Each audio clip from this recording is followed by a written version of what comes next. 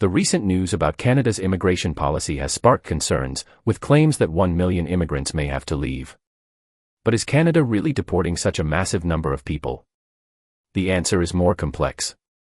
While no mass deportation order has been issued, the Canadian government is making significant changes to its immigration policies starting in 2025. These changes will impact temporary residents, international students, and foreign workers, making it harder for them to stay in Canada.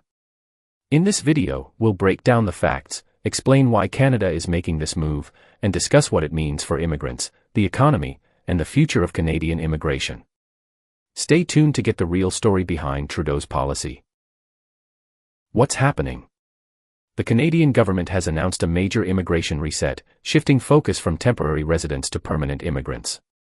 This means that while there are currently over 1 million temporary residents in Canada, many will not be able to renew their visas, work permits, or student permits under the new policies. Instead of a mass deportation, the government expects these residents to leave voluntarily once their legal status expires. International students, temporary foreign workers, and asylum seekers will face the biggest impact. The government argues that Canada has relied too heavily on temporary residents, creating challenges in housing, healthcare, and infrastructure. Moving forward, the immigration system will focus on bringing in fewer temporary residents and more skilled permanent immigrants. This change is expected to stabilize Canada's population growth and reduce strain on resources. However, for those currently in Canada on temporary permits, this shift could mean fewer opportunities to transition into permanent residency, forcing them to return to their home country sooner than expected. Why is Canada doing this? One of the biggest reasons behind this shift is Canada's housing crisis. The country has been welcoming record numbers of immigrants, but housing supply has not kept up with demand. As a result, housing prices and rental costs have skyrocketed, making it difficult for both Canadians and immigrants to find affordable homes. Reducing the number of temporary residents is seen as a way to ease pressure on the housing market. Another major concern is the job market. While Canada has labor shortages in some sectors, there is also an issue of wage suppression and exploitation of temporary workers. Many employers prefer hiring temporary workers who lack long-term job security, rather than offering higher wages and benefits to Canadians. By reducing temporary work permits, the government hopes to encourage businesses to invest in local workers instead. Additionally, public opinion on immigration has shifted. Many Canadians now believe the country is accepting more immigrants than it can support, leading to increased political pressure on the government to slow down immigration growth and prioritize infrastructure development. Who will be forced to leave? The policy changes will not impact all immigrants equally.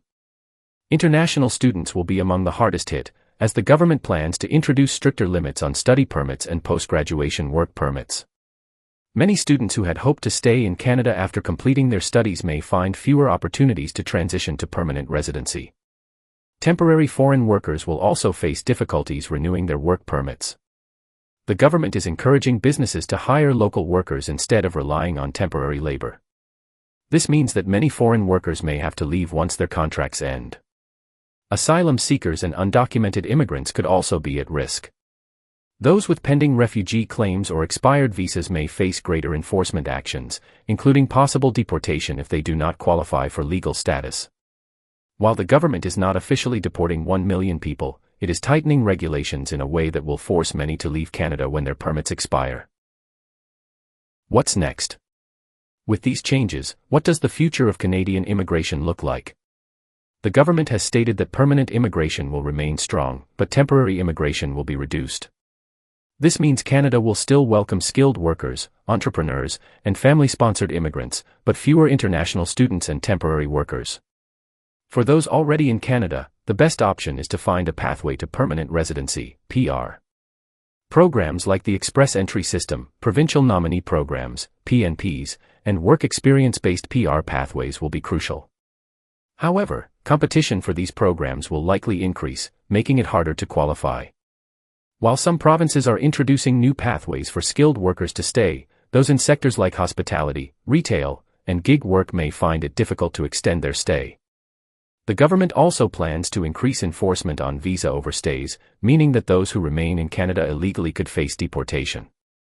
Immigrants must stay informed and act quickly to secure their future in Canada. Conclusion. So, Is Canada really forcing 1 million immigrants to leave? Not exactly. There is no mass deportation order, but the government is making it harder for temporary residents to stay long-term. Many international students, foreign workers, and asylum seekers will be unable to renew their status, which will result in a large number of them leaving Canada in 2025. This change is driven by economic challenges, housing shortages, and political pressure to slow immigration. For those hoping to stay in Canada, now is the time to explore PR options before new restrictions make it even harder. What do you think about this policy shift? Is Canada making the right decision, or should it continue accepting high numbers of immigrants? Let us know your thoughts in the comments. And if you found this video helpful, don't forget to like, share, and subscribe for more updates on immigration and global policies.